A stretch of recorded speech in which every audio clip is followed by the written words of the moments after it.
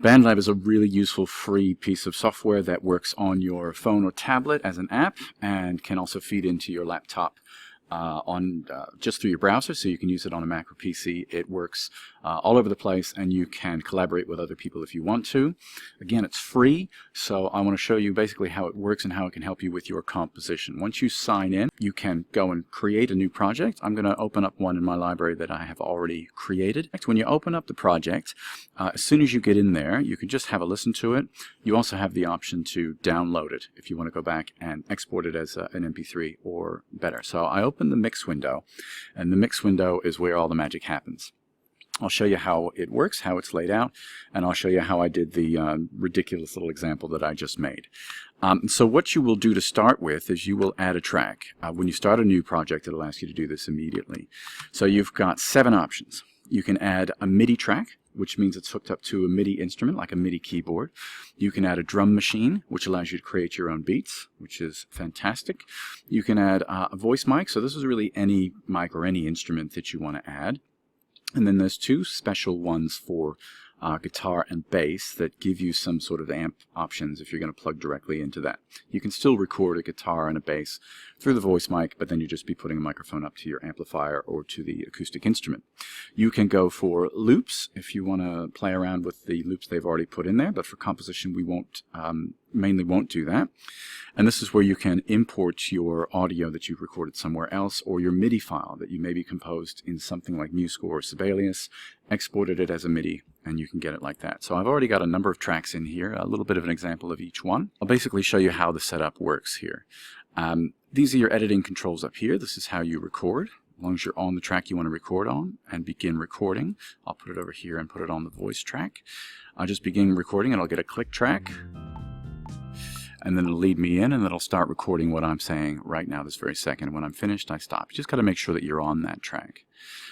So that's how you record. I'll get rid of that. You can also set it up to loop. So you can make this as big and small a loop as you want, but if you want to hear something over and over and over, maybe you're working on your drum beat, which makes sense, then you'll set up your loop like that. This is a little bit more sophisticated. If you're using pre-made loops and things, you might want to decide what key you're in and decide your tempo, and certainly this is important, deciding what your time signature is. This is whether or not you hear the clicks, the metronome, and you've got a few options in there as well. And this is your overall volume. I'll start with the first one. I used my MIDI keyboard to just play in some things for this synth, and I'm going to set this to solo. Solo means everything else is muted. Okay? And the opposite of that is mute, meaning I hear everything else except for this track. And that's standard for any digital audio workstation, any DAW. So I'm going to solo this, and this is what I played in.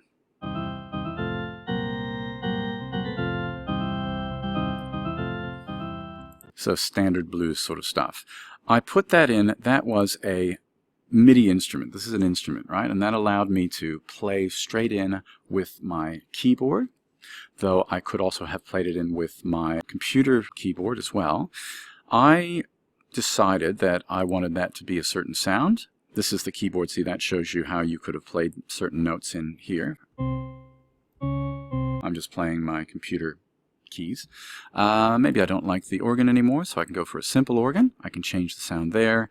Maybe I don't want a synth at all, and I want it to sound like voices or wind instruments, or I've got a whole bevy of things. As soon as I choose a category, then I've got a number of things that I can go for. Usually takes a couple of seconds for it to wake up, and then... So because I did this as a MIDI instrument, then it's going to accept it in any of these sounds. I think it was synth organ I was on before. Okay, so that's the beauty of using the MIDI instrument. I'll just X out of that. So to get back into that, that's how I changed instruments. This is how I go in and actually check and change the MIDI. When I went in, it was a little bit wonky. See how I can edit these things, and if I had a wrong note, I can change it.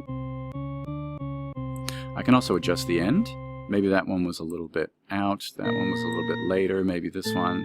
This is actually kind of what it looked like, because if you imagine these are your beats, these very specific lines, and when I played it, it wasn't exactly perfect. So listening to it again, So if I put that with a beat, it wouldn't quite work. This is the beauty of quantize. So if you play something in, and if it does have a steady beat, Control A will select the whole lot. And now watch here what I changed when I hit quantize. See that? I'll undo it. That's what it was in the beginning, and then when I hit quantize, it puts everything in alignment and puts everything together. Pretty cool, pretty good hint to know. So that's the synth version. The drum machine is very awesome. I'll play the drum machine for you solo. Fascinating. So if I go into the drum machine, this is what I did. Fantastic. And I could add more notes. I could add a couple of these things. I'm having a great time here. Okay, and that's just pattern A. I can create a number of different patterns. I haven't created anything in C. I can start from scratch, and I can adjust what these things are. This is the kick pedal, but if I click here, I could make it any of these other things if I wanted to. So there's lots of options, and yes, you can play them through with those keyboard shortcuts. O is my hi-hat shortcut at the moment. If I don't like that sound of the Fat 90s kit, I can go in and I can choose any of these other kits and see what they sound like. Well, that was a mistake. Because I put that in there, it's not actually in the track yet. So, where it says Add A, drag and drop your pattern into your track. There we go. If I tried to drag it into another track, see, there's not a lot of screen real estate there. It says, not a drum machine, not allowed. So I won't be doing that. Because I changed that, because it's a drum machine and it's synthesizing this, it's actually changed it in here as well. If I really wanted to change it and make something different, I'd choose pattern B. This is very, very handy because you don't want to do that over and over again, so you just drag it, and that works on any of these tracks. So if you want to repeat something over and over, if I wanted to repeat this synth pad, I just repeat it. Just drag it out, and it goes for as long as I want. Okay, so that's the drum machine. Voice, I just sang in with my microphone. My microphone is an AKG USB microphone, and it's important to use your headphones when you do your recording because your recording will pick up everything else if you don't use your microphone. Once you've recorded it, I'll show you my absolutely ridiculous vocals. Fantastic. So if I double click on that, I actually get some recording options there. And if I wanted to, I can go over here to Effects, and I can change the effects, like how much reverb's on there. I can change which headphone it comes out of. I don't know if you can hear that. And you can add umpteen other effects that you can add onto this track. So any track that you use a microphone for can do that. And then finally, my last one, I put in a bass line. And the way that I got that bass line in is I actually created it in Musescore. Then I went and, so you can't see all of that, exported that as a standard MIDI. And then that standard MIDI, all I had to do was drag it in there, and that's how that bass line turned up in there. Because it's a MIDI, I can go in just like I did with the keyboard, and I can change a few of those notes. I could quantize it if I really needed to. And I can change the sound of the instrument. There where it says instrument. I can also change the instrument name if I wanted to. All right, and of course, it seems to have a good time auto-saving it. And then I have this fantastic, if I let the whole thing go, and I can adjust the volume of each of these tracks too.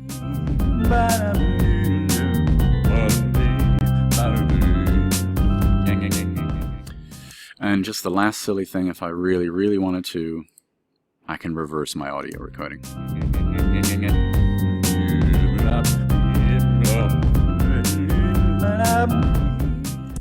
So that's a very quick overview of what you can do with Bandlab and the ways that we can use it for composition.